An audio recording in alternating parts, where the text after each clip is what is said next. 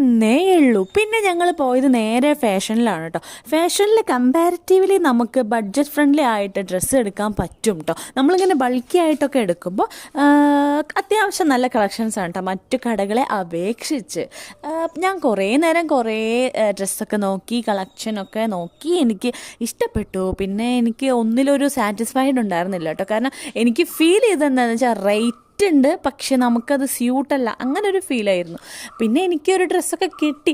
ചേച്ചി അവിടെ വേറെ ഡ്രസ്സ് തപ്പുന്നു, ഞാനിവിടെ ഡ്രസ്സ് ഇട്ട് നോക്കുന്നു. അങ്ങനെ പർച്ചേസ് ചെയ്ത് വെള്ളം കുടിപ്പിച്ചു എന്ന് തന്നെ പറയാം കേട്ടോ. പിന്നെ ഞങ്ങൾ ഇവിടെ നിന്ന് യാത്ര തിരിക്കുകയാണ്. വടക്കുനാഥൻ്റെ മണ്ണിൽ നിന്നും പാലക്കാട്ടിലേക്ക് യാത്ര തിരിക്കുകയാണ് കേട്ടോ. ഞങ്ങളിതേ ഇങ്ങനെ നടക്കുന്നതുകൊണ്ട് എല്ലാവരും നോക്കുന്നുണ്ടായിരുന്നു കേട്ടോ. ആദ്യമൊക്കെ ഇത്തിരി ചമ്മലുണ്ടായിരുന്നു. പിന്നെ ഞങ്ങൾ ഒളിച്ചൊളിച്ചിട്ടൊക്കെ ക്യാമറ എടുക്കുന്നുണ്ടായിരുന്നു കേട്ടോ. അങ്ങനെ ഇന്ന് മറക്കാൻ പറ്റാത്തൊരു ദിവസമായിരുന്നു. സ്കൂൾ വിടേണ്ട സമയമായത്, നല്ല തിരക്കായിരുന്നു. മറ്റൊരു വീഡിയോയുമായി വീണ്ടും വരാം. Tata, bye bye, see U.